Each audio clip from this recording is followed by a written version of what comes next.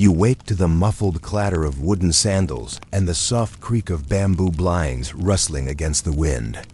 The year is 1823, and you are in Edo, an immense city of over 1 million souls, nestled between sea and mountains, a city of silence.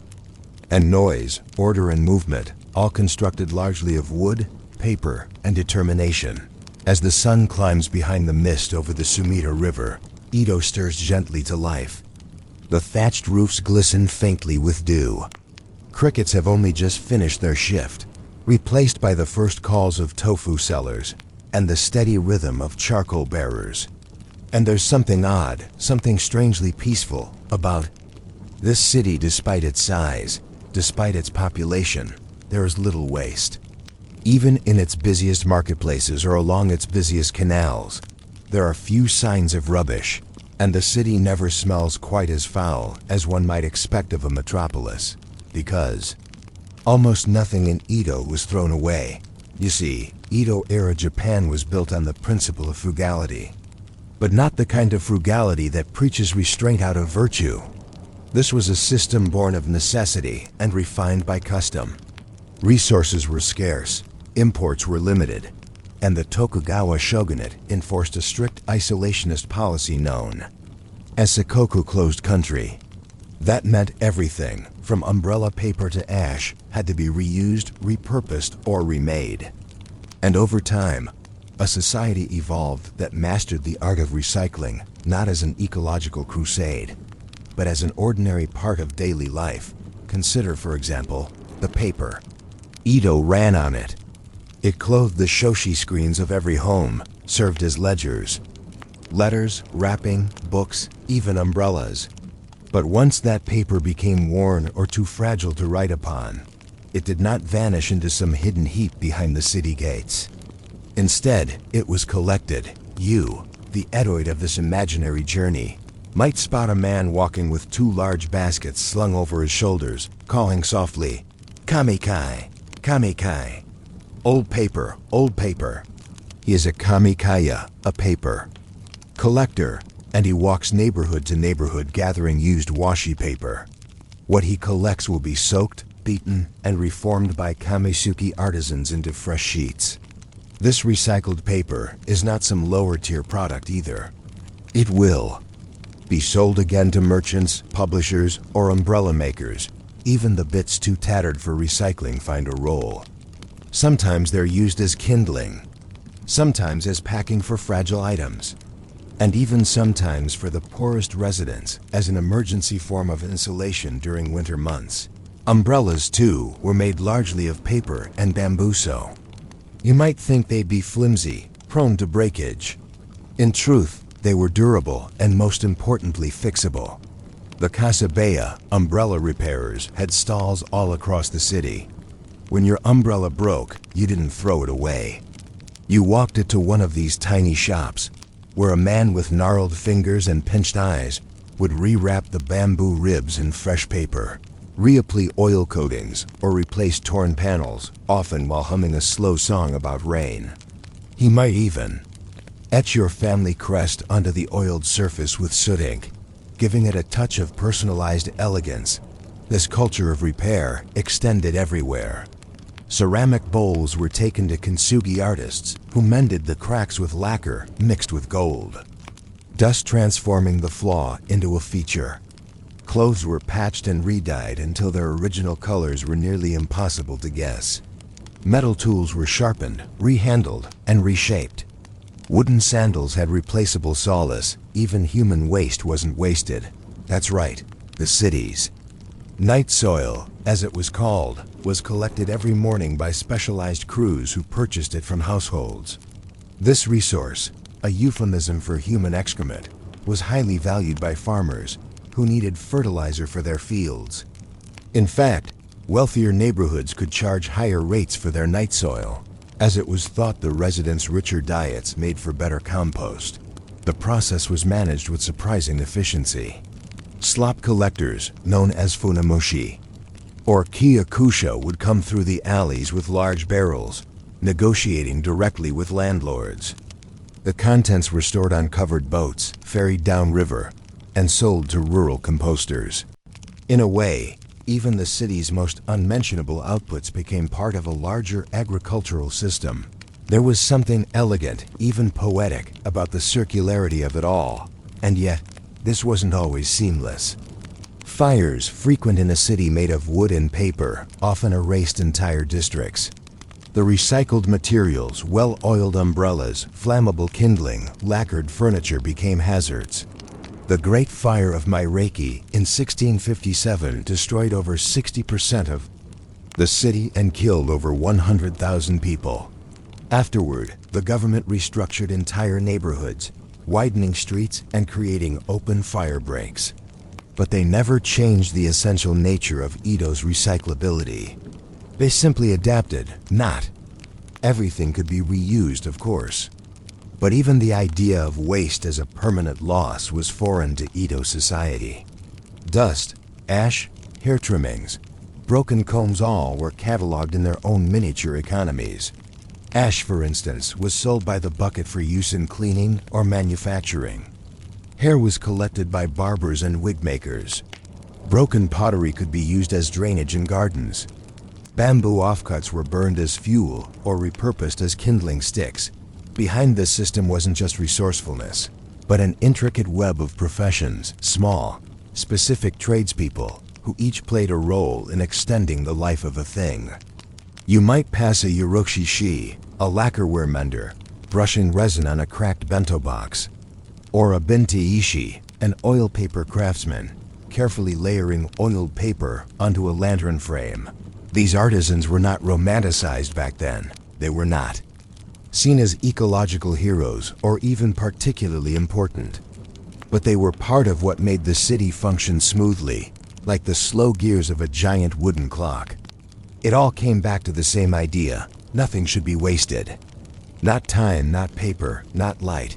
You might wonder how a city this large managed to remain so clean, so disciplined. Was it the rules?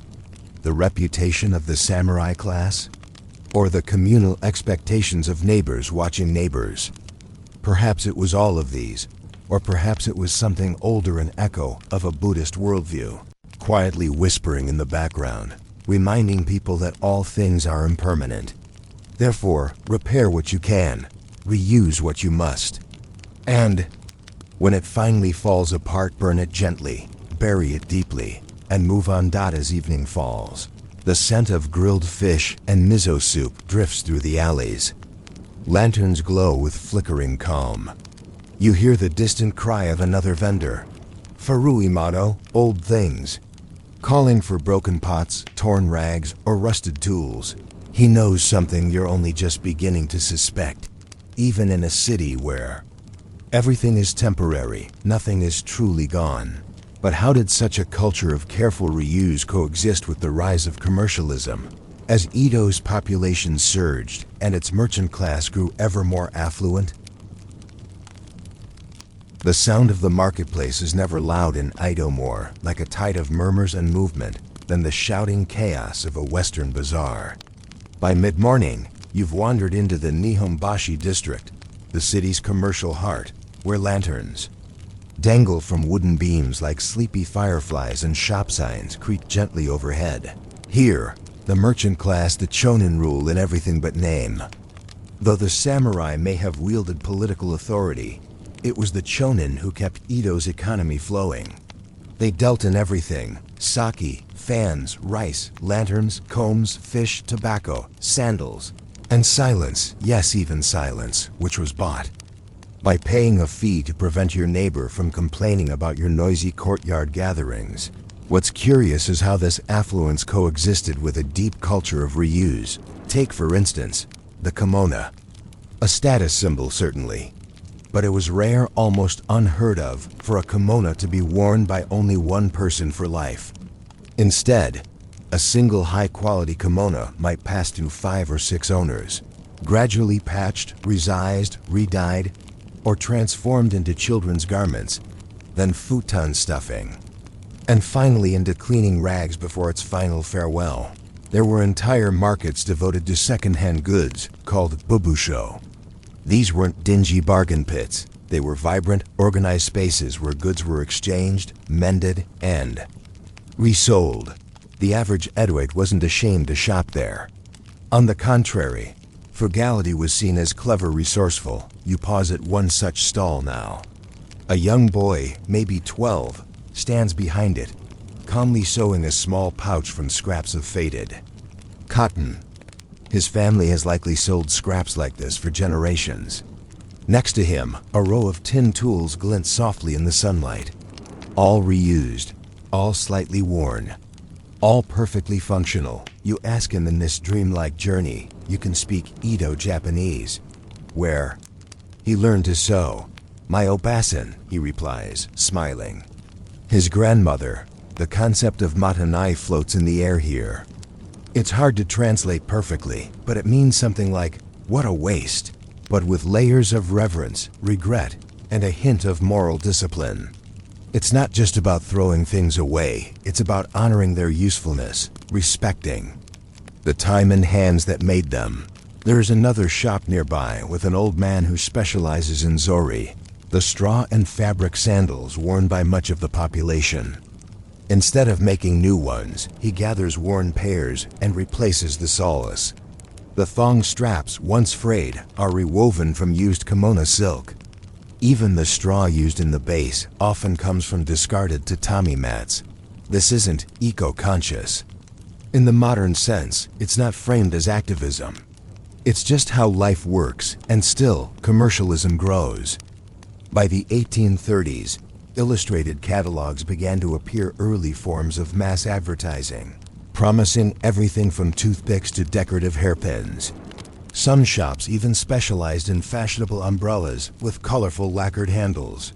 But even the fanciest product had an expected afterlife. It was not unusual for a used item to be bought, sold, repaired, repainted, sold again, then gifted, then repurposed. Some things even outlived their category. An umbrella handle might become the frame of a lantern. A silk obi belt might be cut into scroll wrapping. A broken cup might become an incense holder after repair. This is where the Edo marketplace reveals its quiet brilliance. It's not just a place of goods, but a living circuit of reinvention, and yet, under the glimmer of this practical reuse, there's something tender at play. Because to reuse is to remember. The bowl that your mother once ate from, now repaired with gold lacquer, becomes not just a vessel, but a story. This sentiment was mirrored even in how the Chonin decorated their homes. Simplicity ruled. Minimalism not as fashion, but as truth. A repaired item, lovingly preserved, might take pride of place on a family's wooden shelf. A crack in the grain was not shameful. It was proof of survival. And the most successful merchants, many of them lived modestly. Their ledgers thick, their sandals thin. Still, as the merchant class expanded and wealth accumulated, a quiet tension began to stir. The Tokugawa government, wary of rising merchant influence, imposed sumptuary laws. These laws restricted what people could wear or display based on class. A rich tofu seller might have silver coins hidden in his floorboards, but he could not legally own silk bedding, so what did he do? He found ways around it. Silk that looked like cotton, lacquer that mimicked plain wood. Or, in many cases, simply nothing extravagant at all. Because frugality wasn't just enforced by the government, it was embedded in Edo's identity. But even as the economy flourished, the system of reuse held strong. It is now evening in our imagined walk, and you sit beneath the wooden eaves of a small tea house. The owner is reusing yesterday's tea leaves to brew a softer, weaker blend for guests who cannot pay full price. She smiles as she serves you a shallow cup, watching your eyes grow heavier with each sip. In the distance, the paper lanterns begin to flicker, and the kamekeya makes his final round of the night. Even in a world so rooted in repetition, reuse, and frugality, something new is always beginning. But as the Meiji era dawned just decades later, and Japan opened to the West, what became of this system? It is 1854. You wake once more in Edo, but something is different. The sky feels heavier, the air more anxious. Even the bamboo trees in your neighbor's yard seem to bow a little deeper, as if listening for news. And news has come indeed from across the water. Black ships, 4 of them, anchored off the coast of Uraga. Commodore Matthew Perry, an American, has arrived bearing steam engines and cannon fire, demanding that Japan open its ports to trade. The Sakoku-era 2 centuries of peaceful and forced isolation is beginning to crack. At first, life in Edo continues as before. The tofu sellers still call out in the morning. Umbrellas are still repaired on street corners, but something has shifted. Western textiles, watches, and weapons begin to appear in small, secretive stalls. The merchants, always attuned to change, begin stocking imported goods, newspapers, printed with unfamiliar fonts, clocks that tick with a strange metallic heartbeat. And worst of all, waste. The system of reuse begins to fray. Imported glass, though beautiful, cannot be patched like paper. Wool, though warm, doesn't mend like cotton. And who would fix a pocket watch from Holland? No Kajiya or tinker has the parts or the training. Edo slowly transforms into Tokyo, and Tokyo begins to mirror Paris, then London, then somewhere in between. Gas lamps replace lanterns, stone replaces wood, uniforms replace robes, but some things refuse to vanish entirely. The kintsugi artists remain, though now they repair porcelain tea sets imported from Prussia. The kamikaze still calls out, though the paper he collects includes discarded English handbills and shipping receipts. Even night soil continues to be sold and shipped to farms for years after modernization begins. You are standing now in a narrow alley, watching a Furui Mono man carry his stack of worn combs and broken bowls. He stops and adjusts the load. You ask him, yes, you're still fluent in Edo-Japanese, somehow. Do people still want these things? He shrugs. Some do, some forget. I remember, but modernization is not kind to memory. By the 1880s, the Meiji government is in full reform mode. Western suits become mandatory for civil servants. Schools teach chemistry instead of calligraphy. Factories bloom, and so do landfills. The kabubusho second-hand markets dwindle. Why mend when a factory can make 10 for the price of 1? The umbrella stalls disappear. The lacquer shops close. The silk patch peddlers move back to villages or give up the trade. Still, in quiet corners, the old rhythms persist.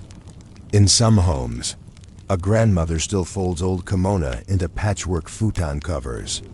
A potter in Kyoto insists on gold lacing every broken cup.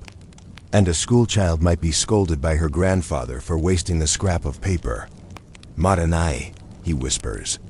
What a waste. That word so common in Edo becomes rare, then nearly forgotten, then reawakened in a different century as an ecological slogan.